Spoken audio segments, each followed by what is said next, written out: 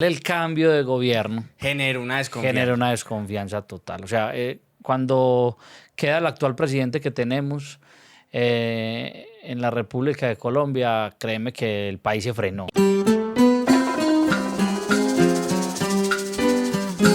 Crisis igual oportunidad. El que emprende tiene que ser irreverente. A que con mucha responsabilidad sigan siendo irreverentes.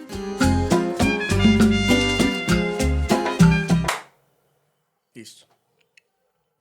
Bueno, un podcast más de Aguas Abiertas, Manuel. Juan, muchísimas gracias por volvernos a invitar. Empezando este año 2024. Parce, empezando año. Normalmente vos cómo afrontás el terminar el año y empezar un año nuevo, desde lo personal. Cerrando capítulos buenos y malos del 2023, haciendo un arqueo de los negocios cerrados, de los que no se pudieron cerrar, de las utilidades obtenidas, de los gastos y costos que se tuvieron. Y bueno, poniéndonos metas, iniciando el año de cuántos negocios quisiéramos cerrar, qué cantidad de inmuebles quisiéramos vender y bueno, de esas metas nos llenamos de fuerza para iniciar el año, para empezar a soñar. ¿Te gusta diciembre? Porque en lo personal, yo siento que diciembre es como que uno viene ya cogiéndole el sabor al año. Noviembre, septiembre, octubre, que uno ya dice, bueno, ya solucioné, ya voy cogiendo y tan, se acaba el año. A mí personalmente no me gusta mucho diciembre porque es como volver a empezar. Sabes que a mí diciembre me parece un muy buen mes frente a lo personal, porque es un mes muy familiar, y frente a lo laboral. Me va muy bien en diciembre. O sea, cosechar en diciembre, sí, pues. cosecho en diciembre porque casi nunca salgo de vacaciones en diciembre. Trato de salir los meses anteriores y quedarme en diciembre trabajando. Y la verdad, me gusta y tengo muy buena experiencia frente a los años anteriores con eso. ¿Por qué? Porque tengo clientes inversionistas que en diciembre reciben sus réditos de sus empresas, tienen platas guardadas, les devuelven platas prestadas. Entonces yo aprovecho esa oportunidad y porque tributariamente muchos clientes no pueden pasar del 30 de diciembre con X o Y dinero entre sus cuentas. Entonces yo aprovecho esa oportunidad para vender locales, bodegas, casas, apartamentos, ¿cierto? Y así hacer pues que ellos hagan su inversión terminando el año y pues obviamente me beneficia a mí para mi negocio. ¿Y por qué no salís de vacaciones? No. Pues no es como por nada en particular. Además que temporada alta, viajar ahí. Sí, no me gusta. No me Eso gusta. es una de las razones. En lo personal, en la temporada alta no me gusta para viajar. Pero lo he vuelto más que todo como ¿qué te dijera yo? Pues sí, como algo personal ya en cuanto al trabajo, es porque me ha ido bien siempre finalizando el último mes del año. Entonces procuro en quedarme aquí porque me han salido buenas oportunidades de negocio y pues se logran hacer los cierres efectivos. Entonces, bueno. Y normalmente en esa etapa del año, que es enero, Sí. uno empieza a hacer como la planeación del año y los propósitos y todo ese Sí. tema. Y como en el propósito inmobiliario, ¿cómo lo haces desde tu empresa? O sea, ¿programas metas de ventas de apartamentos o cómo funciona esa planeación? La verdad, trato de hacer una retrospectiva de las falencias que se tuvieron en el año anterior, ¿cierto? Esto es un mundo demasiado amplio y con demasiadas aristas y pues uno trata de permear todo el mercado, pero no es posible, ¿cierto? Entonces, por ejemplo, en el año 2023, una de nuestras falencias fue la activación de los temas tecnológicos, llámese redes sociales, páginas web, etcétera, etcétera. Entonces, para este año 2024, una de nuestras metas es lograr tener más ventas y más activación de esos canales que son muy importantes, ¿cierto? Porque uno se centra, o al menos yo me centro, por el voz a voz, que tengo muy buena clientela por ese voz a voz, ¿cierto?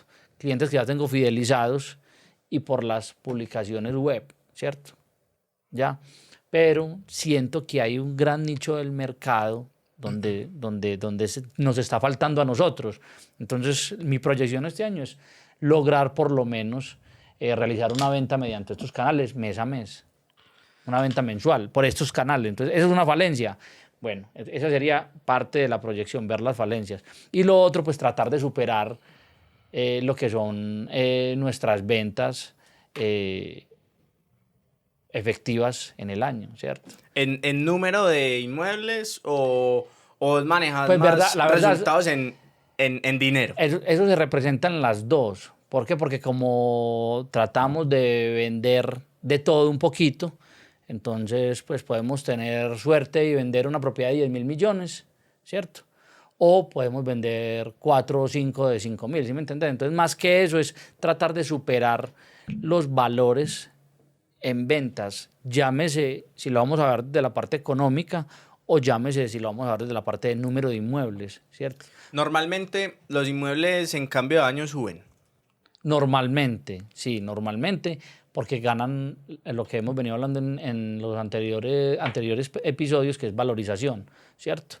O sea, por el simple hecho de pasar el año ocurre una valorización. Sí, claro, porque la vida sube, ¿sí me entendés? Empezando porque el costo de vida sube con el IPC.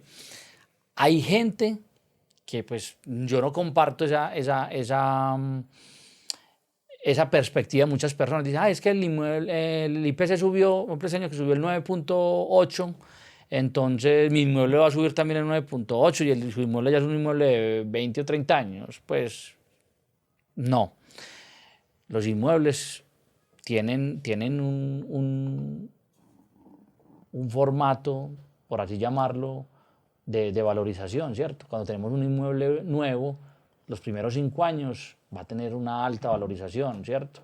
Que puede ser un 6, un 7%, ¿cierto? Inmuebles nuevos, los primeros 5 años. Pero ya cuando hablamos de inmuebles usados, obviamente va a seguir ganando precio, porque todo va a ser más caro, los materiales de construcción van a ser más caros, los servicios van a ser más caros, todo va a ser más caro, pero no tiene tanto ese nivel. Ya va subiendo un 2, un 3%, depende de muchísimas variables también, acabados, ubicación, unidad completa, ¿no? En fin, pero siempre van a estar subiendo, pues, ¿cierto? Empuja el micrófono hacia la mesa, que estás ya muy pegado. Eso ahí, perfecto. Yo hablo muy duro, huevón, a usted le gusta mucho que yo me pegue eso. Está bien.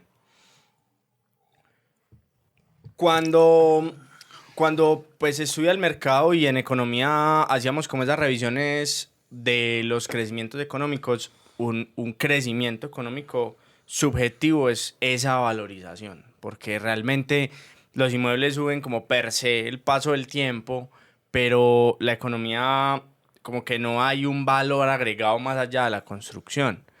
Entonces, esos primeros 5 años, la valorización puede pensar en qué porcentaje. Como te lo venía diciendo ahora, más o menos en un 6, 7%, ¿ya? Hay sitios que se valoriza pues obviamente mucho más. ¿Pero por qué? Porque están en zonas donde estratégicamente hay un desarrollo inmobiliario bastante amplio, va a jalonar demasiado el precio. Un ejemplo claro aquí en la ciudad, por ejemplo, puede ser en esta zona de Las Vegas, desde la Guacatala hasta Peldar, por ejemplo, ¿cierto? Donde los primeros proyectos que se lanzaron ahí, que en este momento ya está en construcción por arquitectura y concreto, se llama Terrazas del Río, ¿cierto? Y ya están entregando torres 2, 3 y 4, falta una todavía. Ahí, por ejemplo, salieron inmuebles desde 450 millones de pesos, ¿ya? Hoy por hoy ya esos inmuebles están por encima de 550 millones de pesos, con una altísima valorización por todo lo que se va a crear ahí. Empezando que próximamente inician obra, pero ya hubo lanzamiento de los proyectos de todo el tema de Peldar, ¿cierto? Donde quedaba la empresa Peldar. van a haber varios proyectos ahí inmobiliarios y todo eso va sumando y va jalonando a que suba el nuevo y también a que se valorice el usado, porque todo eso jala comercialmente los precios por metro cuadrado. Estaba leyendo un poquito como el cierre del año de Camacol, obviamente pues se centra mucho como en vivienda nueva, ¿cierto? Y Camacol documenta que en los últimos 17 meses hubo pues un descenso que llegó al 54.6% de vivienda bis respecto al año anterior, ¿cierto? Y pues digamos que es un panorama que no lo pintan muy bueno ni para lo que fue el 2023 ni para lo que va a ser el 2024 respecto a la propiedad inmobiliaria de vivienda nueva.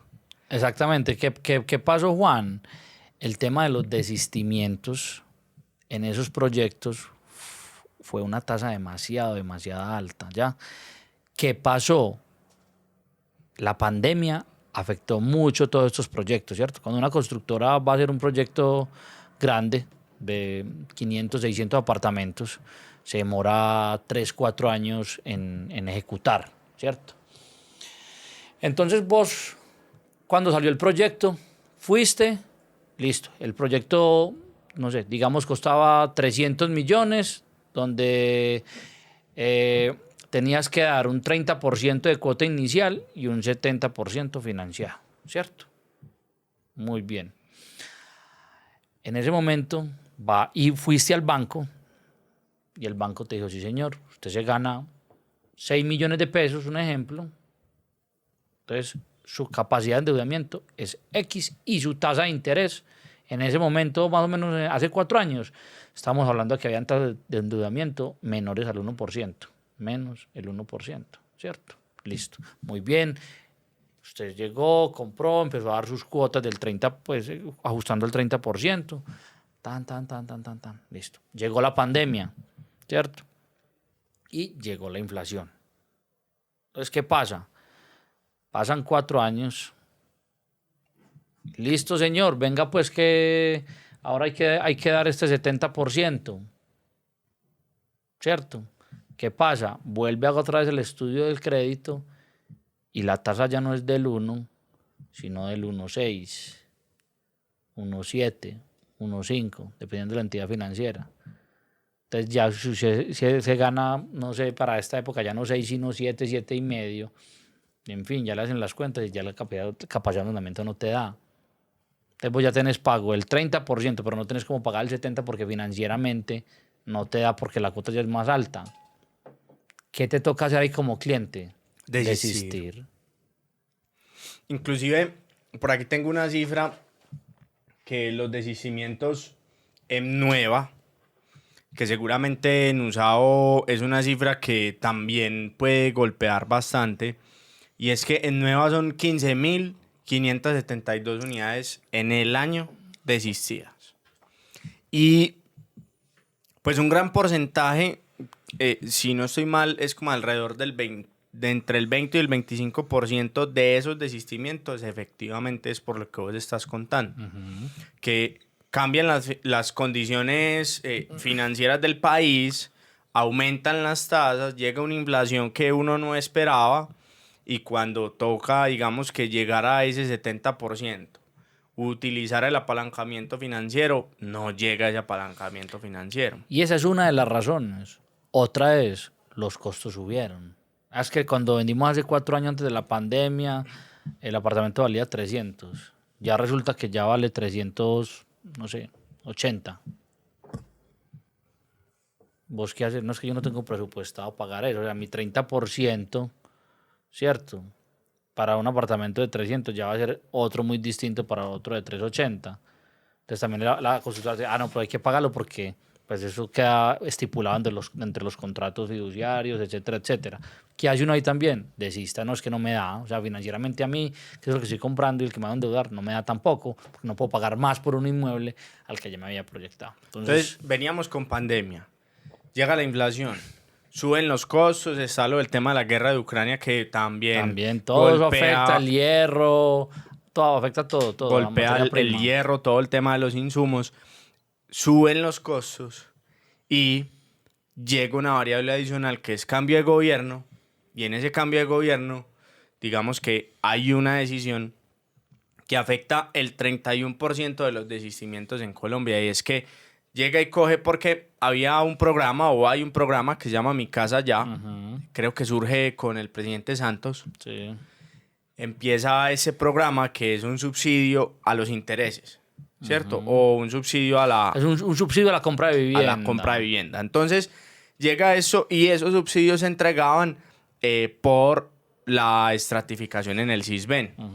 Y llega pues ese gobierno y hace una reclasificación del Sisbén y salen 9.000 hogares de esa clasificación, y eso genera pues También. obviamente que ya no tenés el subsidio, entonces financieramente tampoco estás preparado para seguir con el tema y se genera inevitablemente un desistimiento. Así es. Entonces uno, pues con 9.000 hogares por fuera, que leía una entrevista que le hicieron, si no estoy mal, al exministro, que decía que efectivamente esos subsidios deberían entregarse no con la clasificación del Sisbén, sino con tus ingresos de hogar, ¿cierto? Vos puedes estar viviendo en una clasificación del Sisbén 3 o 4, pero efectivamente tus ingresos todavía clasifican para un subsidio y digamos que no se genera pues como una debacle económica tan grande. Entonces, sumado todo eso, siento que es como un cóctel perfecto, ¿cierto? Para que la propiedad raíz y la industria inmobiliaria esté bastante golpeada. Vos Adicional lo que dijiste, o sea, esas son políticas de gobierno, pero adicional el cambio de gobierno genera una desconfianza. genera una desconfianza total. O sea, cuando queda el actual presidente que tenemos en la República de Colombia, créeme que el país se frenó.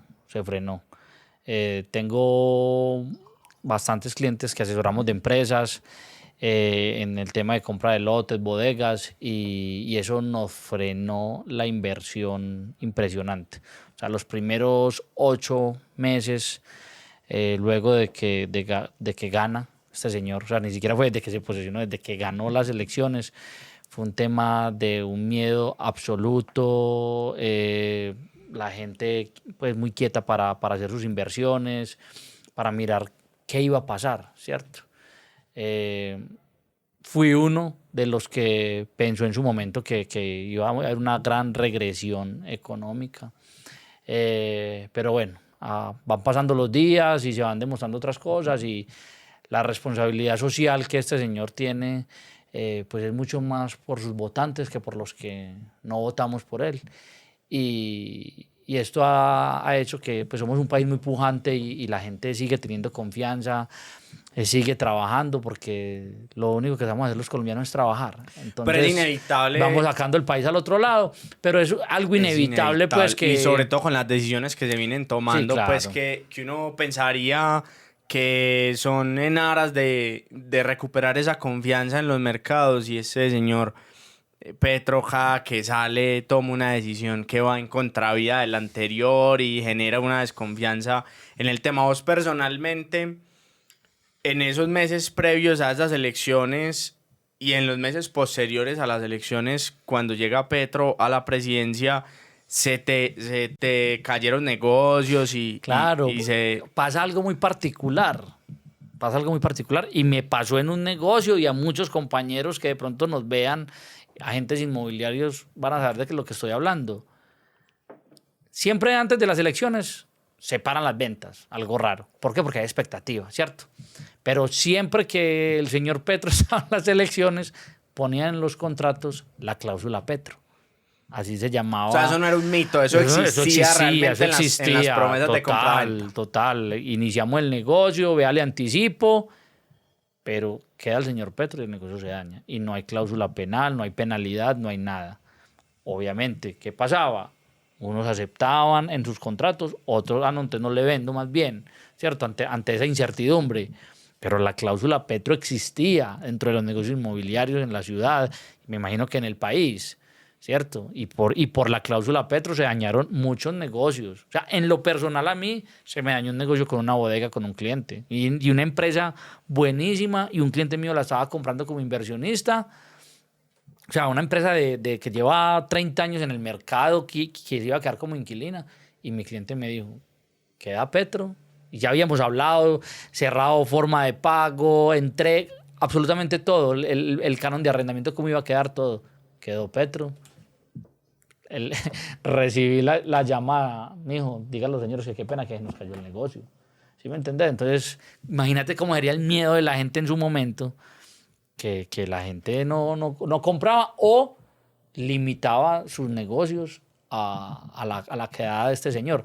Hace 4 años antes que él se lanzó también fue lo mismo, ¿cierto? Entonces imagínate, si eso fue hace 4 años, ahora que quedó hace año y medio, 2, pues fue peor cuando quedó, ¿cierto? El miedo fue más. Y la desconfianza, pues, de los mercados, yo siento que aún no se ha restablecido completamente. Completamente no, todavía hay muchos sectores económicos que tienen bastantes miedos frente a las decisiones que el señor pueda seguir tomando, y aún pues no se han reactivado todos los sectores económicos del país. Hay un dicho que dice que la desgracia de unos es la dicha de otros. Es la dicha de otros, ¿cierto? Y hay una cifra que es muy preocupante para el país porque al final la industria inmobiliaria y todo el tema de propiedad raíz y la construcción es una de las industrias que más empleos genera por cada millón invertido, ¿cierto? Es un empleo que no necesita de mucha cualificación, genera un crecimiento de la base de la pirámide en empleo, y eso pues lo que produce son unos efectos multiplicadores al interior de la economía, que genera un consumo, y al haber un consumo pues arrastra, digamos, que todo el crecimiento de la economía. Pero resulta que uno se encuentra un dato que dice que la solicitud de licenciamientos en el país, ¿cierto?, decrece o dejan de haber solicitudes de licenciamiento por el 57.7% en el país. Claro, porque es que las constructoras son las que más se están viendo afectadas. ¿Por qué? Porque si la gente desiste, listo, les cobran una multa, pero hay que devolverles dinero. Además que el negocio ya tenía invertido la constructora en el negocio de la constructora no es esa cláusula penal ni es eso. O sea, el negocio de la constructora es vender y construir, punto. Reciba el dinero, entregue la propiedad y siga. O sea, es que En la ciudad, Juan, hubo grandes constructoras que hoy por hoy tuvieron que entrar a procesos de reestructuración porque se fueron al piso, y eran constructoras de renombre y que venían haciendo muy bien su trabajo, pero que los golpeó demasiado fuerte todo el tema del que venimos hablando. Entonces, claro, esa cifra que viste en ese informe del tema de que no se están licenciando nuevos proyectos es por eso, porque es que el constructor que hace vivienda nueva ya se viene viendo muy golpeado por esos temas de desistimiento. Es que el mundo inmobiliario en este momento que más se ha visto comprometido por todos esos temas que venimos hablando es el tema de los constructores. Es que inclusive Manu, cuando uno revisa todas estas cifras, pues realmente son 19 billones de pesos que se dejaron de inyectar a la economía. De ejecutar. Y entonces, ¿te acuerdas que en uno de los episodios anteriores decíamos que ya inclusive con la dinámica que veníamos de crecimiento de la construcción antes del gobierno Petro, veníamos, digamos, que con unas líneas importantes en la elaboración de nuevos proyectos, de un poco de temas de inversiones, y con ese comportamiento ya generábamos inclusive un déficit de vivienda que no podíamos, o sea, generando una línea de crecimiento como veníamos, aún teníamos un déficit de vivienda que lo decías en uno de los capítulos, casi de 300.000 viviendas. Correcto. Ahora, si teníamos ese déficit haciendo las cosas bien, creciendo y con una línea de proyección positiva. Ahora decime el déficit que eso puede representar. Que se va a generar. Por eso el 2024 y siguientes son años en que nos vamos a demorar en recuperarnos. Mientras que bajan las tasas de interés, la gente tiene posibilidad de volver a entrar a los proyectos, de volver a comprar, de volver a tener con qué pagar, ¿cierto? Y allí el constructor va a poder reactivar nuevamente la construcción de proyectos en otras partes. Ya Entonces, viene en el 8.4. El déficit de vivienda va a seguir. Se va a aumentar por todo esto. Y adicional, hay un coletazo, por así llamarlo, que es el tema de los arriendos. Entonces la gente siempre nos pregunta, bueno, ¿por qué los arriendos no bajan? Esto que estamos hablando es producto de por qué los arriendos no bajan. Hay un alto déficit de vivienda. Lo que hay o lo que se logra encontrar es altísimo, Juan. Es que, te cuento, pasamos de apartamentos de 70, 80 metros que valían 2 millones de pesos, 1.800.000 en barrios como Laureles, a costar 3,5 millones, 4 millones de pesos. Y que yo siento que hay un sesgo muy impresionante ahí también. La gente suele pensar que eso es solo por el fenómeno Airbnb y por el fenómeno del turismo, pero yo siento que de alguna forma el gobierno se está escudando en ese fenómeno para echarle el agua sucia a un fenómeno que, claro, que lo que viene es aportando también a la ciudad. Obviamente genera unas gentrificaciones y genera unos costos, pero que esos costos, si nosotros no viniéramos con ese déficit tan fuerte de vivienda y déficit tan fuerte habitacional y viniéramos haciendo las cosas bien, pues seguramente no golpearía tan fuerte como pega el fenómeno hoy. No, y adicional a eso, hay que entender que los costos de vida hoy por hoy siguen subiendo y son demasiado altos. Mira que el año anterior tuvimos un IPC del 13 y punto por ciento, este año el 9.8, o sea, en 2 años hemos tenido una inflación del 24%, ¿sí me entendés? Y eso aumenta los costos, aumenta las administraciones, aumenta los prediales.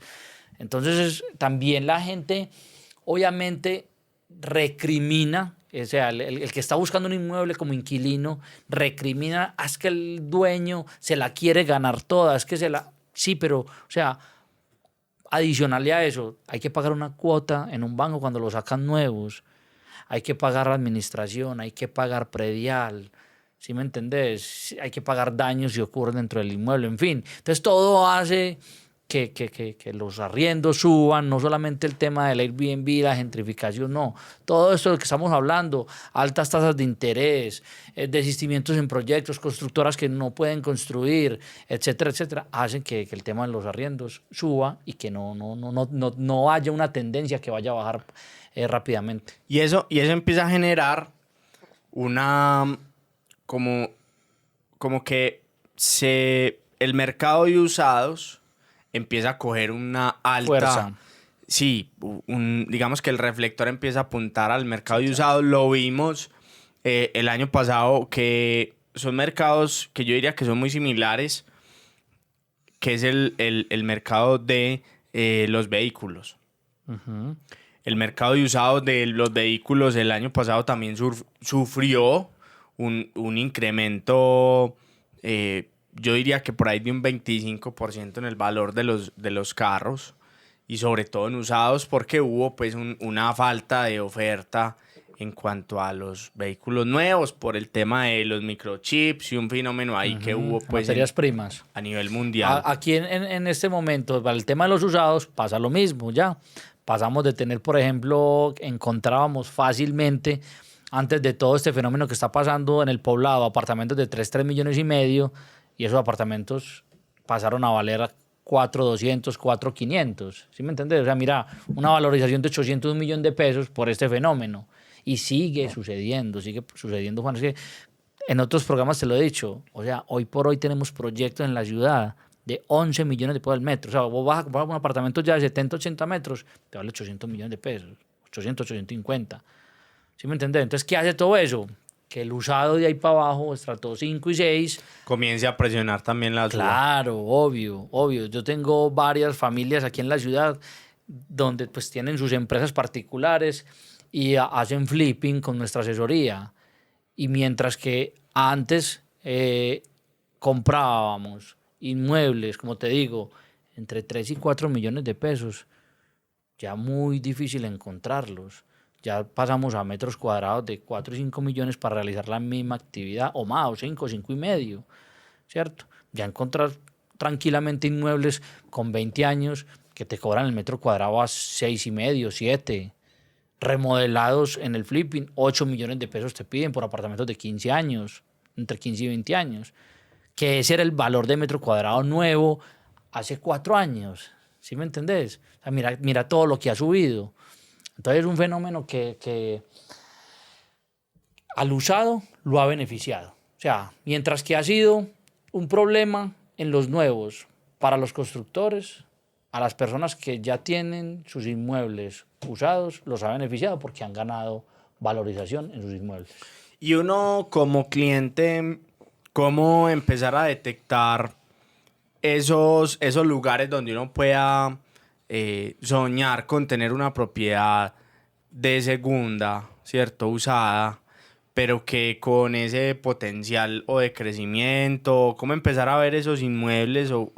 Es importante empezar a establecerte en un entorno donde vos veas que están construyendo mucho. ¿Sí me entendés? Un ejemplo, toda esta zona de Las Vegas que te venía hablando ahora tiene alrededor varios proyectos de casas y apartamentos que se han construido hace 20, 30 años de vos, ¿cierto? Hablo de toda la parte aquí donde está McDonald's, Nissan, Mercado de Madrid, etc. Y hay proyectos inmobiliarios que ya tienen varios años, ¿cierto? Tengo un cliente, por ejemplo, que compró hace un año allá, o sea, en el 2022, en noviembre, diciembre, compró un apartamento de 87 metros, se lo vendimos en 410 millones. Y hace un mes nos entró un apartamento de la misma área, en la misma unidad, y piden 500. O sea, ese cliente en un año, no está vendiendo el del pues obviamente, te estoy contando, ese cliente en un año podríamos decir que tuvo una valorización de 90, 80 millones de pesos.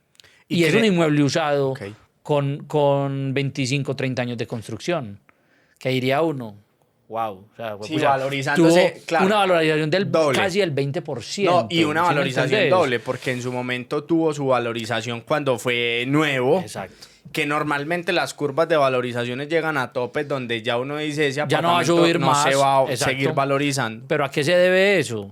Aquí al frente, ¿cierto? Donde están las bodegas de Almagrán, donde está Contegral, que también irá a desaparecer de ahí. Están haciendo el proyecto que te comenté ahora. 5 torres nuevas, apartamentos de la misma área y que valen hoy desde 550 hasta, creo que se consiguen allá como hasta casi 680. ¿Sí me entendés? Tengo un amigo que tiene un apartamento allá de esta área de 86 metros, pide 680 millones. Entonces, ¿sí me entendés? Mira la diferencia, obviamente, entre precios entre nuevo y usado, pero mira qué valorización ganó este cliente que compró un apartamento de 25 o 30 años en un año. ¿Por qué? Porque vio en el entorno, había un crecimiento y que era una zona que pues, sí, se estaba potencialmente ganando valor. Adicional a eso, va a seguir ganando. Cuando hagan la ciudad de Apeldar, entonces siguen ganando los que compraron nuevos. Van a seguir ganando los que están comprando nuevos. Y estos usados que están ahí resguardaditos, pegaditos de hace muchos años, van a seguir ganando también. Que el mismo fenómeno puede empezar a generar la arena que planearon y que van a empezar a construir en Sabaneta. Claro. Toda esa zona se va a empezar a potencializar bastante y ahí digamos que con un problema pues de vías y de acceso que creo que ya el municipio viene solucionando de manera rápida, todos esos proyectos que no solamente es Medellín, porque es que el área metropolitana ya viene generando Envigado, Sabaneta, La Estrella, se viene generando unos proyectos que alrededor van a potencializar no solamente ese mercado de usados, sino que también esas propiedades nuevas obviamente van a empezar a generar ahí unas construcciones y unas dinámicas interesantes. Total, siempre que en los municipios van creando ese tipo de proyectos y de zonas, ese tipo de cosas valoriza mucho los sectores. En el sentido que, por ejemplo, que me decís, el tema de la arena Movistar que lo van a hacer en Sabaneta, eso va a valorizar los apartamentos de Sabaneta. En su momento, cuando hicieron Parques del Río, toda la gente que vive en Conquistadores, lo digo puntualmente porque en mi familia ha vivido toda la vida en ese sector, estaban de pelos parados, que cómo así, que tan, que los árboles, que una cosa, la otra, hicieron una cosa hermosa, y eso valorizó demasiado es el barrio, ¿cierto? Entonces, ese tipo de proyectos, ese tipo de sitios de interés, centros comerciales, parques, en fin, hacen también que los inmuebles ganen valorización. En esas decisiones, cuando ya uno empieza como a decantar ese sueño de quiero meterme en una propiedad y quiero efectivamente salir a buscar y me decidí por esta, yo siento que uno de los grandes diferenciadores o una de las cosas más importantes de ese asesoramiento no es solamente entender las zonas de la ciudad y decir, va, eso se está valorizando, aquí digamos que tenemos una buena oportunidad. Ese acompañamiento del cliente es muy importante, pero una vez el cliente se da la mano con el propietario, hay un paso muy importante que siento que muchos comerciales lo dejan como al azar de una minuta de internet, y es el contrato de promesa de compra-venta. Uh-huh. Hace poco estaba en una conversación donde varias personas decían, hombre, seguramente cometí un error con la promesa de compra-venta, no supe tener un negocio claro, y pues se generan ahí como unas discusiones y no es importante, o es importante tenerlo en cuenta. Ese contrato de promesa de compraventa, una vez se tome la decisión, ¿cómo funciona al interior de tu inmobiliaria? Pues ve, Juan, te cuento un poquito. De pronto no. En ese tema tenemos un elemento diferenciador grande en nuestra inmobiliaria. Pues que yo soy abogado, ¿cierto? Y soy especialista en derecho inmobiliario y en derecho urbano, ¿cierto? Entonces es un elemento que nos ha ayudado bastante a crear esa confianza en los clientes, ¿cierto? En el sentido de que, como vos lo decís, muchos comerciales cometen ese error, ¿cierto? Y le entregan la elaboración de esa promesa de compraventa a un tercero, llámese que se la hagan en una notaría muy escuetamente, o simplemente utilizan una minuta de internet, ¿cierto? Dejando en el aire varios detalles bastante importantes, ¿cierto? En el momento de realizar ese contrato. Ese contrato de compraventa es el espejo del negocio, de lo que se pactó entre comprador y vendedor, ¿cierto? Y que debe de ir muy detallado y muy claro para las partes, ¿cierto? Nosotros en lo personal tratamos de que el que lo esté leyendo lo entienda perfectamente y que sea tal cual lo que se pactó dentro del negocio, ¿ya? Si querés, pues damos un poquito de ¿qué es el contrato de promesa? ¿Qué es el contrato de promesa de compraventa? Realmente es un negocio, o sea, hay un negocio de una compraventa. Es un documento privado, para que lo empecemos como a desgranar. Es un documento privado donde vamos a plasmar, ¿ya?, el negocio que estamos realizando. ¿Frente a qué? Frente a las partes que están actuando contractualmente en el negocio, ¿cierto? Llámese persona natural o persona jurídica, ¿cierto? 1. 2.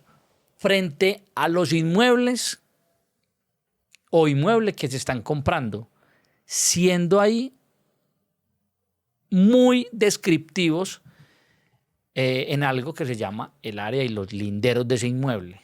¿Ya? Lo siguiente es el precio. ¿Qué precio estamos pactando? La forma de pago y cumplimiento de esos pagos. ¿Ya? Fecha de escrituración, fecha de entrega y penalidad. Entonces, digamos que una de las cosas más importantes es determinar qué se va a comprar. Total. Y en el que se va a comprar son el área, los linderos. Sí. Hay que tener claro realmente el reglamento de propiedad horizontal del inmueble. También. Pero si quieres, empecemos por el inicio, ¿cierto? Que es por donde debemos empezar, que es los contratantes. Este punto es muy importante. ¿Por qué? Porque hay que identificar plenamente entre quiénes está haciendo el negocio. Como te lo venía diciendo, si es una persona natural, ¿cierto? Si es hombre, mujer, número de identificación, estado civil. Ojo, mucha gente dice estado civil. ¿Y para qué el estado civil? Es muy importante. No es lo mismo si vos estás comprando un inmueble como casado que como soltero. Soltero si tenés una unión marital de hecho o no. Casado, hiciste capitulaciones antes de casarte, tener tu sociedad conyugal disuelta y liquidada, o ese inmueble está entrando de la sociedad conyugal. Entonces, ojo, que son un montón de detallitos Y que la gente obvia y dice, ¿eso para qué? Porque en la minuta dice entre los suscritos y usted entonces llena. Entonces la gente dice, ay, ¿eso para qué, Manuel? No, ¿eso para qué? No, eso es demasiado importante. Es que uno no sabe. Obviamente todos hacemos un negocio para cumplirlo y para que sea una realidad, pero uno no sabe los traspiés o las cosas que pueden pasar dentro de un negocio y que pueden terminar en un juzgado. ¿Sí me entendés? Que a nosotros en la facultad nos enseñaron que los contratos se hacen es para incumplirlos. Es decir, pensado para que el negocio, si se hace, muy bacano.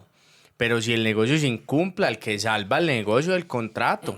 Total, claro. Y parte, digamos que viene, digamos, el nombre, la cédula, el estado civil.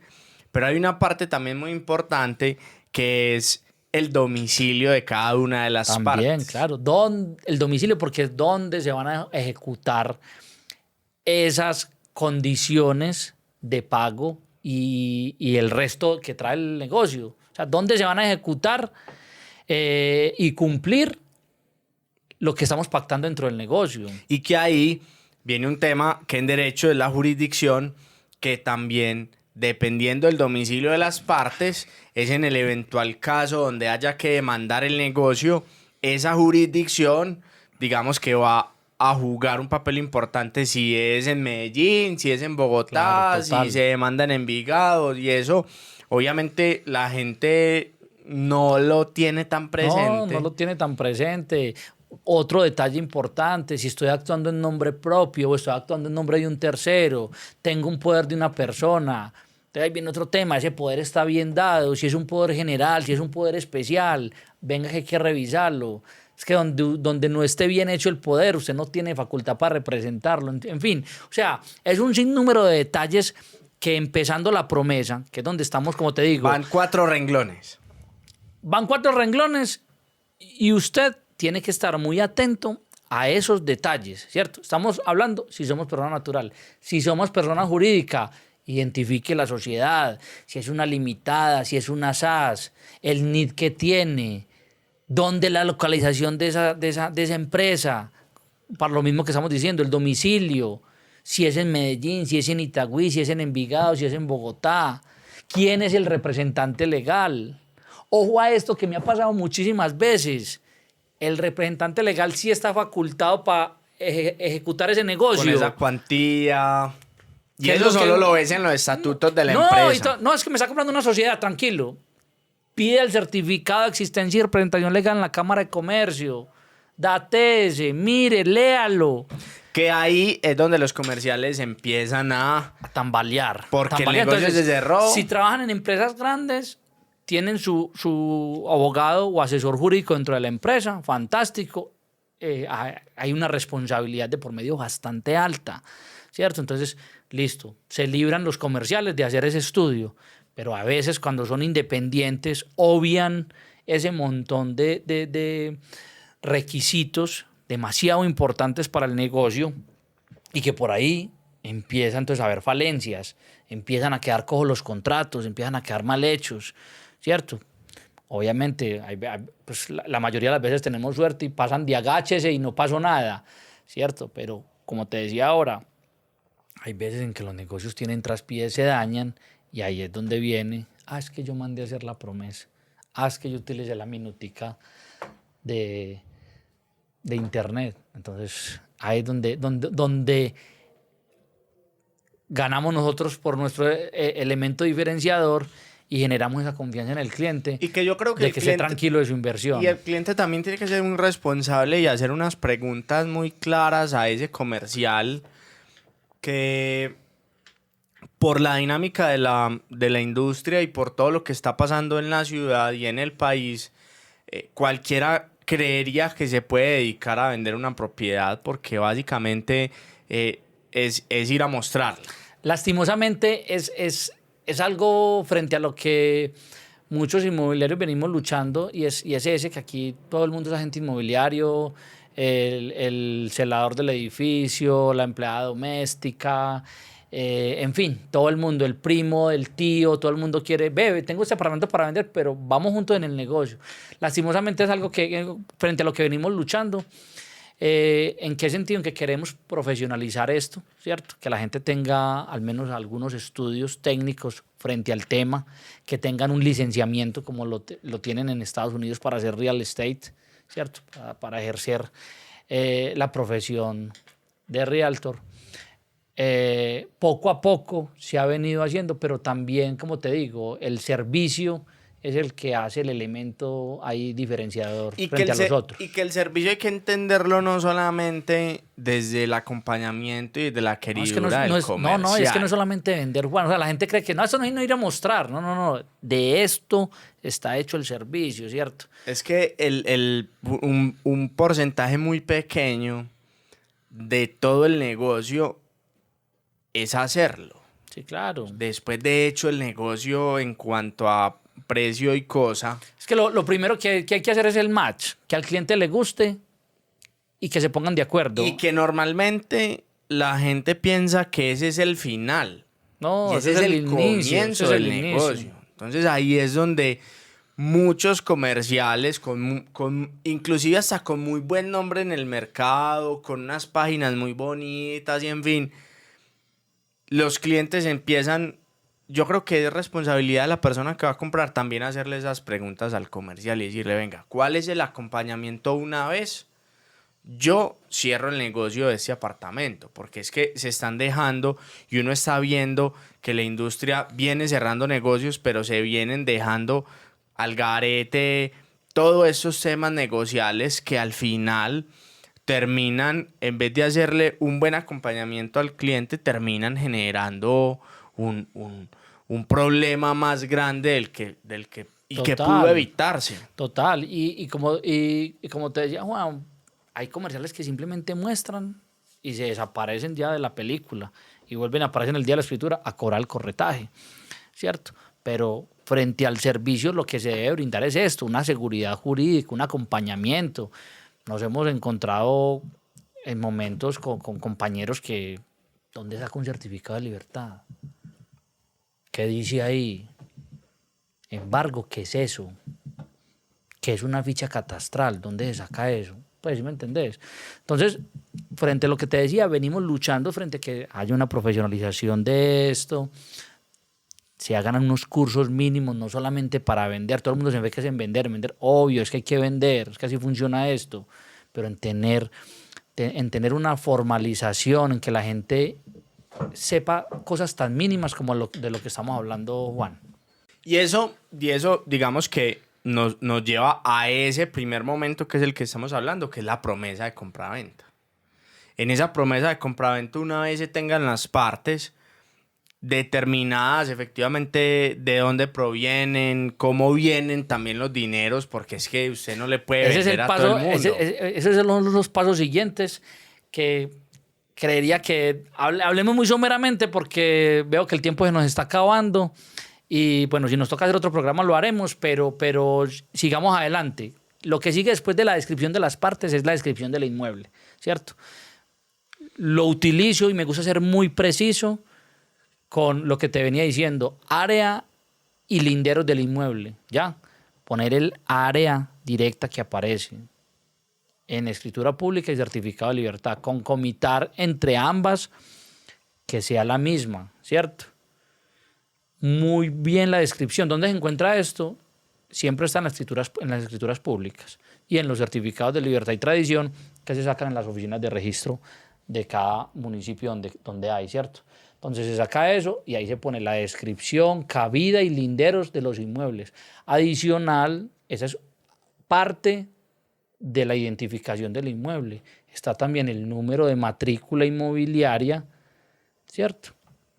Que con eso se identifica en la oficina de registro y el número predial, tanto municipal como departamental y ya inclusive nacional. Ya cada inmueble hoy por hoy tiene una identificación nacional. Y que cuando usted compra un apartamento nuevo, no va a tener tanto inconveniente en ese tipo de cosas. No, porque Pero cuando vas y compras nuevo, te hacen una vinculación a una fiducia donde te dicen, usted está comprando el apartamento 501 de la Torre 1, mientras que se hace el reglamento de propiedad horizontal, que es una escritura pública mediante los cuales se identifica cada inmueble y que va a la oficina de registro y que eso genera la matrícula inmobiliaria en nuevo, ¿cierto? Cuando ya compras usado, ya ese inmueble tiene una matrícula inmobiliaria ya adjudicada, ¿cierto? Donde esa matrícula inmobiliaria nos genera el certificado de libertad, que en palabras más, palabras menos, es la hoja de vida del inmueble desde que nació a la vida jurídica. Y que a medida que se va generando esas ventas de los usados, se va complejizando el negocio desde la parte jurídica, porque entonces va a tener más propietarios, sí, entonces se va a encontrar un inmueble que de pronto fue dividido y entonces desenglobado desde una matrícula superior. Como te decía, esa es la hoja de vida del inmueble, ahí nos va a decir si el primer adquirente, quién fue, el segundo, el tercero, si tuvo hipotecas con persona natural, con persona jurídica, con un banco, ¿cómo está esa si hipoteca? Están canceladas las hipotecas, si hubo embargos, si hubo procesos judiciales. Esa es la hoja de vida del inmueble. Entonces, antes de la elaboración de la promesa de venta, esto es muy importante, el certificado de libertad y tradición, ¿ya? Porque ahí nos muestra la hoja de vida del inmueble y sabremos si sí se puede vender o no se puede vender, ¿cierto? ¿Te ha tocado que de pronto a veces le digas al cliente que el título está complicado y que es mejor no meterse en esa propiedad? Claro, me ha tocado hacerlo. Y que normalmente el comercial que no tiene estos conocimientos y que solo se dedica a vender, no tiene la capacidad de determinar realmente si un título viene con algún defecto que no permita o que vos recomendés al cliente, decirle, es mejor que sigamos buscando. Sí, porque estuvo en el certificado del tal fulanito de tal, ¿sí me entendés? Una vez me tocó un negocio muy grande y un lote espectacular que aquí en el municipio de Envigado y fue pucha. Aparecía la esposa del señor Pablo Escobar. Nunca fue extinguido, pero la extinción es un delito. Pero esa acción administrativa no prescribe. Eso no prescribe. Entonces usted que va a comprar un lote que valía en esa época como 11.000 millones para hacer 300 apartamentos. Primero el banco no le presta en el crédito constructor. Entonces, ¿sí me entiendes? Yo que le dije al cliente, no se meta ahí, que hay bonito y todo, sí, pero es mejor verlo. ¿Sí me entendés? Entonces, de eso se trata, Juan. Es que no es solamente vender, es asesorar, es enamorar al cliente con tu buen servicio, con tu conocimiento. Y que además, si vos decidís comprar, por ejemplo, una casa con un lotecito, se empieza a complejizar mucho más. Porque entonces esos lotes a veces que yo le compré al vecino 5 metros, entonces bueno, tengo la eso ya es el proindiviso, que compraventa. por ejemplo nosotros no lo trabajamos, la verdad, ni lo recomendamos. Eso ya es otro cuento. Entonces, es que estoy comprando una finca, sí, tiene matrícula inmobiliaria independiente. Sí, señor, vale aquí. No, señor, es que yo compré un porcentaje dentro de una matrícula, entonces eso ya es un proindiviso. Por ejemplo, en lo que respecta a nosotros, Guía Inmobiliaria no vende proindivisos. La semana pasada me llamó un compañero muy querido, muy especial, y me tocó decirle, no, huevo, no trabajo eso porque no me gusta vender. Hombre, que se puede vender, claro, obviamente, y hay gente que los vende y tiene éxito y todo, pero no nos gusta vender pro indivisos porque estás comprando es un porcentaje frente al globo, pero aquí todo el mundo te mete el pecuecazo, que es que no, este es el pedacito tuyo, no, ese no es el pedacito tuyo, es dueño de un porcentaje en este globo total. En fin, pero eso es otro tema, Juan. Pero entonces sí, volviendo al tema, certificado de libertad y tradición nos va a brindar la hoja de vida del inmueble, los dueños y propietarios que ha tenido, los embargos que ha tenido, las hipotecas que ha tenido. O sea, nos va a decir detalle a detalle cada cosa que ha pasado con ese inmueble, y adicional las escrituras, obviamente, que ha tenido, en qué notaría se han efectuado, quién ha sido el comprador, quién ha sido el vendedor, si ha estado en un embargo, qué juzgado embargó, etcétera, etcétera. O sea, ahí está el detalle, absolutamente toda la hoja de vida de ese inmueble, y de ahí podemos desprender también, como te dije, las escrituras, y de ahí sacar los linderos, la cabida del inmueble, ¿cierto? Y luego de esta descripción se pone casi siempre en los contratos una clausulita muy importante, que es la del cuerpo cierto. Listo. Yo creo que con esto, Juan, podemos terminar esta entrevista, y yo creo que deberíamos dedicar un programa más a ese tema, que es demasiado importante. Perro, ¿cómo me va a terminar así el capítulo?